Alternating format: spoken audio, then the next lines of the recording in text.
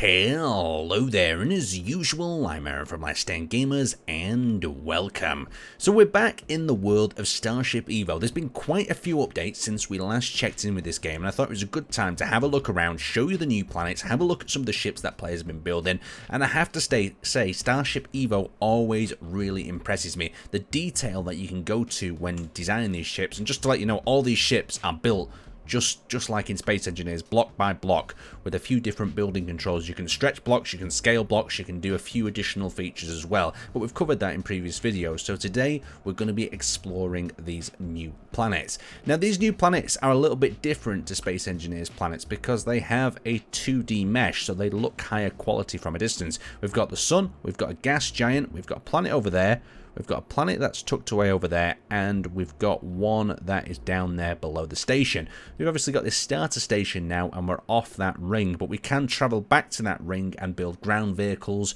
and whatever you would like. So let's board one of these ships, and I'll show you exactly what Starship EVO is all about.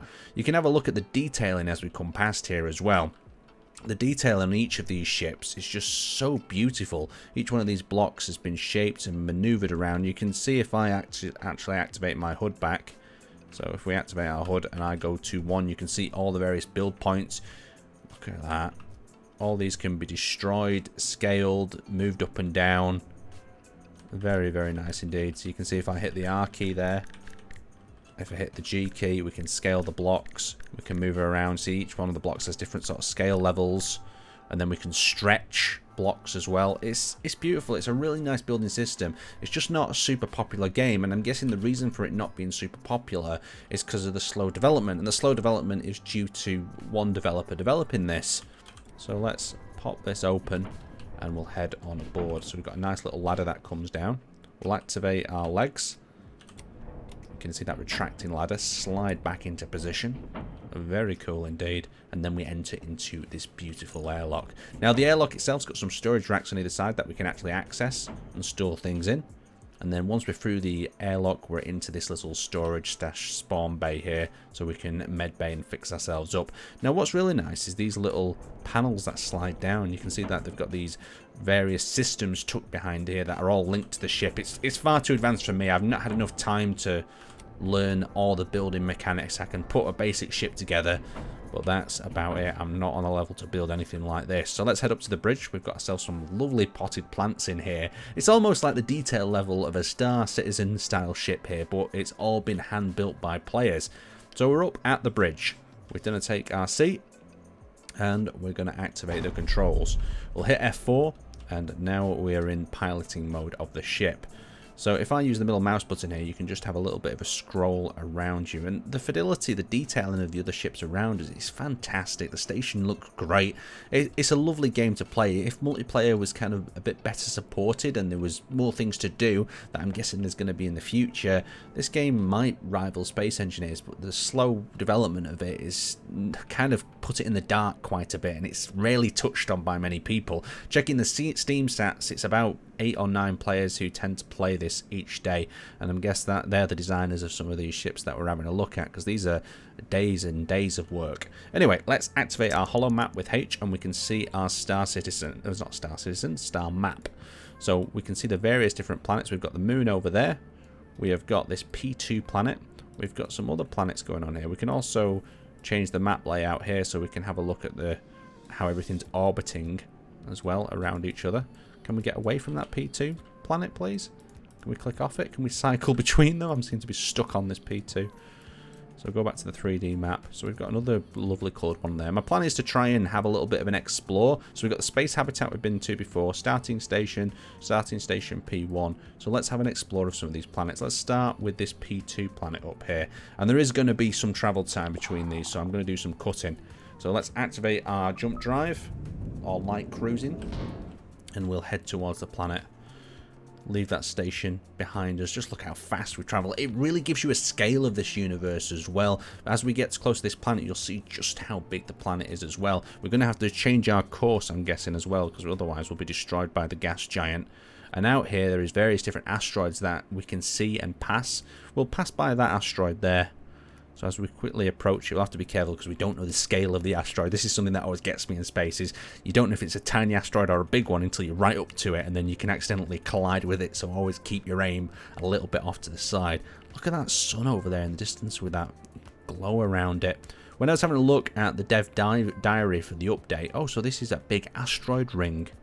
Oh, I don't know if we want to fly through here. It might not be particularly safe. We'll take the risk. We'll fly through and try not to crash. So that must be one of them bigger asteroid amounts. We're aiming for the planet in the background.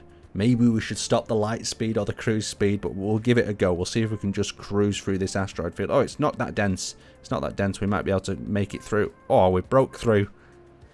Nice and successfully. Very cool. So all the asteroids can be mined. Look at all them across there. That's beautiful. It's just nice to know that you can go to something out in the distance like that. So we've passed the gas giant successfully, and now we've got a little bit of a haul to get to the planet itself. We managed to open the map out without getting stuck in it, and you can see our little spaceship there rapidly accelerating towards the planet. Yeah, there's us, there's the planet. This is where we're heading to. So let's just zoom out, and there we are.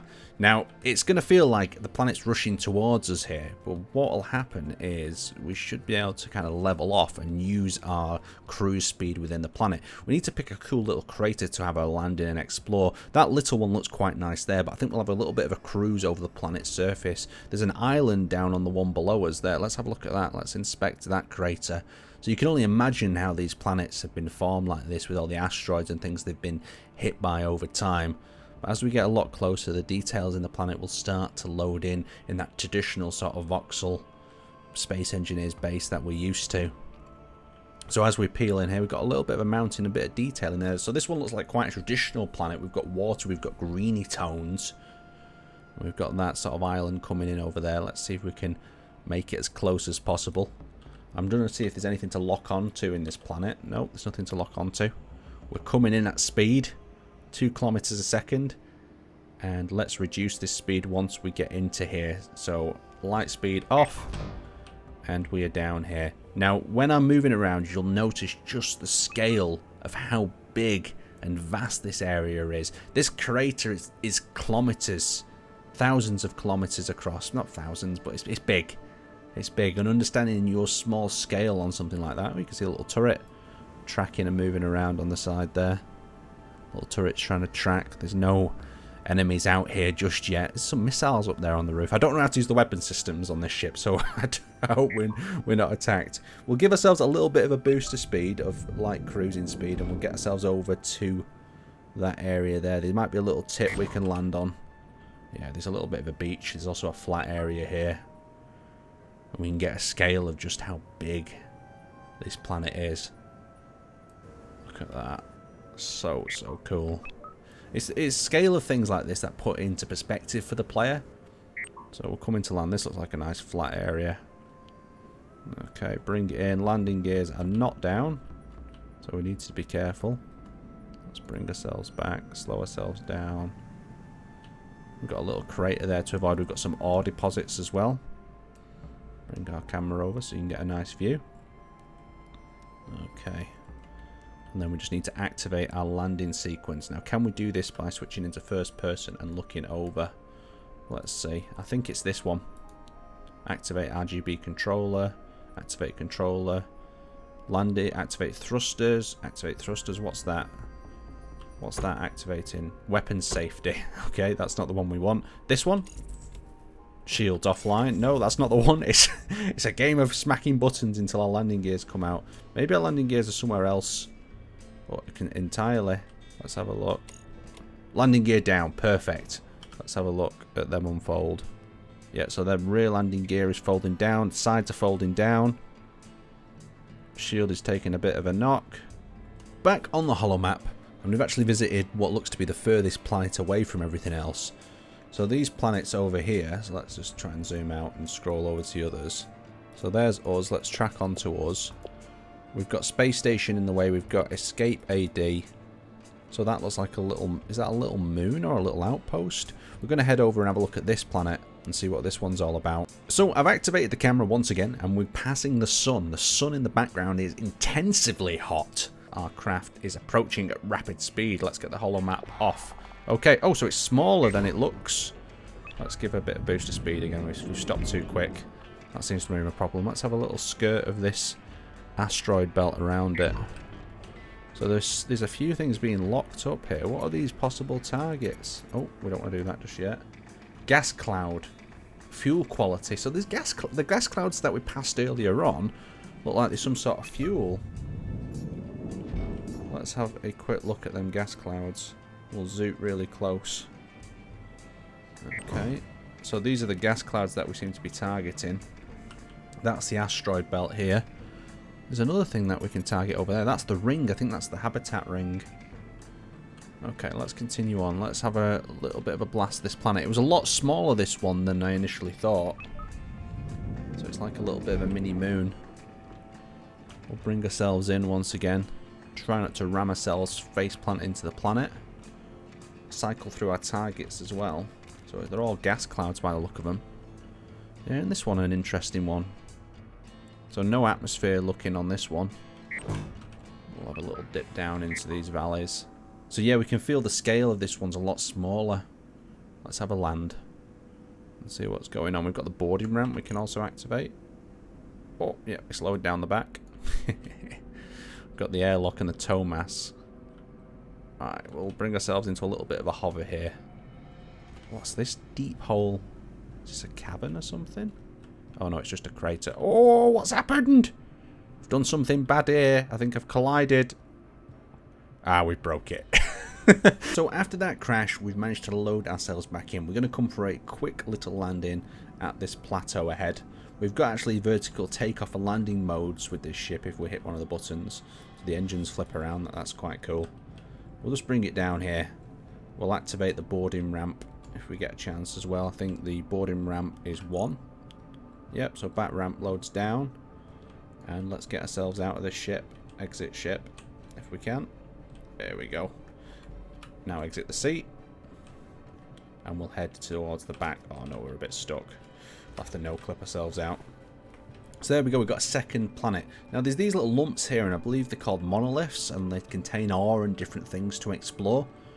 It's lovely, Starship EVO. There's just something that it's not quite there yet. It needs a bit more development, and at the rate it's going, it's extremely slow. Extremely slow due to that one developer. But if you've got a vision and you want to keep that vision on track, I guess it's the way to go forward. Anyway, I'd like to thank you guys for watching, and I will see you in the next one. I hope I've covered Starship EVO with you, giving a little update, showing you there's a bit more to get your grips on. If you already own it, I recommend loading it up and having a bit of a play and a build. Otherwise, it is around £15, probably about $20 US. Still a cool game, maybe one to add to your building collection.